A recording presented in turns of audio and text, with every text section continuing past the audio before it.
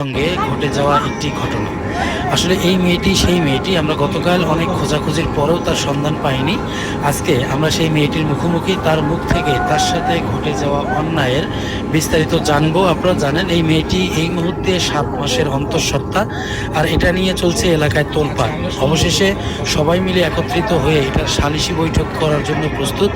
আসলে এই বৈঠকে মেয়েটির পক্ষে রায় আসলো নাকি বিপক্ষে গেল, এগুলো বিস্তারিত থাকছে। পাশাপাশি মেয়েটির মুখ থেকে বিস্তারিত তথ্য আপনাদেরকে জানাবো। তো সবাইকে বলছি ভিডিওটি শেষ পর্যন্ত দেখবেন।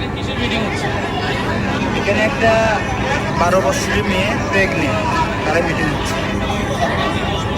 হ্যাঁ, 10 বছর অপরাধ সাব্যস্ত হয়েছে, কিন্তু তারা মানতে চাচ্ছে না এখন পর্যন্ত। তাদের দাবি আমি অন্যায় করি নাই, মেয়ে বলছে সে করছে। হ্যাঁ, সবার সামনে স্ট্যান্ডিং দিয়েছে, ওই ছেলের নাম বলছে, প্রমাণ দিচ্ছে, অনেক কিছু বলছে আর দেখা যায় আমরা আসি।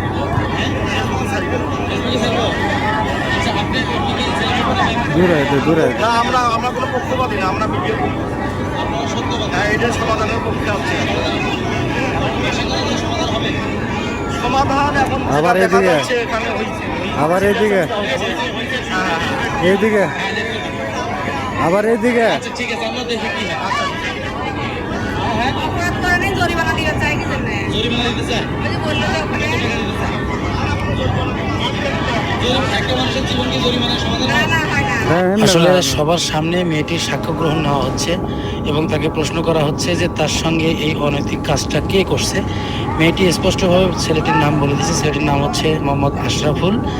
আপনারা এই যে এখানে যারা গণ্যমান্য ব্যক্তি আছে, ঠিক মাঝখানে যে লোকটা বসে আছে ওর নাম হচ্ছে আশরাফুল, আর পাশে যে ঘরটা এটাই হচ্ছে সেই আশরাফুলের ঘর।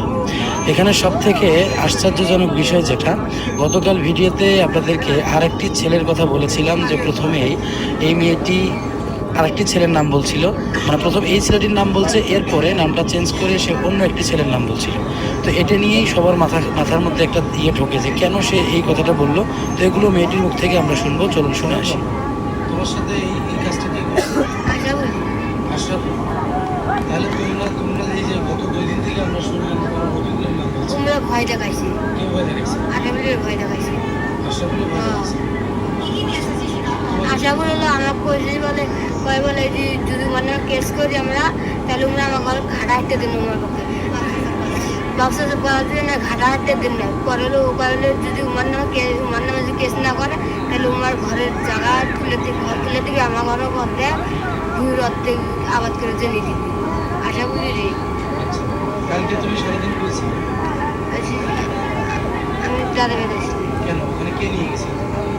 আরে উমরা যে বাইরে এসে দেনে দেখি তো বাইরে এসে দেনে দেখি তো আমি দাঁড়াই। আচ্ছা, এখন এখানে বিচারে কি সিদ্ধান্ত কি?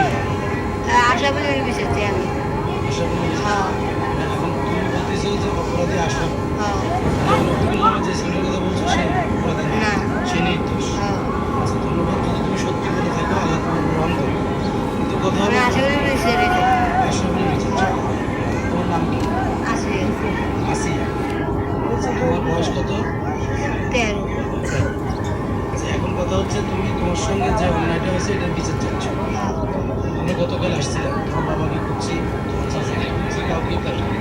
তোমার দাদের কাছ থেকে তথ্য নিয়ে তোমার পিছনে আমরা সারাদিন ঘুরছিলাম। তোমার একটা তথ্য নেবো, তোমার তথ্যটা পাইলে আছে কোনো বিচারের দরকার ছিল না। তোমার সাথে অন্যায় হয়েছে, তুমি আইনের মুখোমুখি হবা, আইন তোমাকে বিচার করবে। কিন্তু তুমি সেটা করো নাই। বসে না, তুমি সেটা করো নাই। আমরা কিন্তু কালকে আসছিলাম মূলত তোমাদের পক্ষে কাজ করার জন্য। তোমাদের সাথে যে অন্যায়গুলো হয়েছে এগুলো দেশবাসীর কাছে জানাই দেওয়া উচিত যে আসলে এই অন্যায়গুলো আগামীর সাথে না হয়। কিন্তু এনে তোমাকে হয় তোমার বাবা। কালকে তোমার বাবার নাম্বার বন্ধ ছিল, বন্ধ ছিল, মোবাইলে চাপ ছিল না। কি দিয়েছিল? হুমকি দিয়েছিল ঘাটাবদ্ধ হবে, টেলিভিশনে ঘাটাবদ্ধ দূরে হবে, দূরে আস্থাবদ্ধ হবে, বুঝছেন? তার পাশে আবার এইদিকে, আবার আমরা এইদিকে, টাকা দেবো, কত টাকা দিতে? এইদিকে, মীমাংসা আবার এইদিকে। তাই আমি তো না, আমি কিছু করিও নেই, আমি কারণে 1 টাকা নেইও নেই, বুঝছেন? আমার প্রস্তাব হলো কোনটাই নিজে যেখানে বলবে সেখানে মেয়েকে আমি বিয়ে দেবো। আর যদি ধন্যবাদ। সমাজে না হয় তা আমি আইন আস্তারায় না। এতদিন মেয়েটার আমি দেখা পাইনি, মেয়েটার দেখা পাচ্ছি, মেয়ে ধরে নিয়ে আসছি, মেয়েকে আমি 10,000 হাতে তো আজকে আমি তুলে দিচ্ছি। এখন 10-এর যেটা বিচার করবে এটাই, তাছাড়া অবিকল নয়, টবিকল নয়, কিছুই নয়। কথা আপনার চাওয়া হচ্ছে আমার মেয়ের সাথে যে অন্যায়টা যে করছে সেই শাস্তি হ্যাঁ। পাবে, এটাই তো আপনার চাওয়া। আচ্ছা আপু, তুমি কোনো কিছু মিথ্যা বলতেছো না তো? কোনো মিথ্যা বলতেছো না কারণ তো কোনো মিথ্যা বলতেছো না তো? আচ্ছা, যদি তোমাকে মেডিকেল চেক আপ করা হয় তাহলে যদি শরীরটা বের হবে তো? শরীরটা বের হবে, বুঝিও কিন্তু সবার সামনে তুমি বলে আসছো না তুমি আবার যাবো, আবার কি ওটাকে সমস্ত কথা বলবো? সুন্দর কবিতা টাইমটাই নিয়ে, আচ্ছা ঠিক আছে, যাই টাইমটাই নিয়ে গেছি।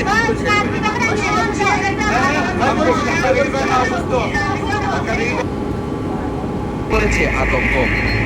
উনি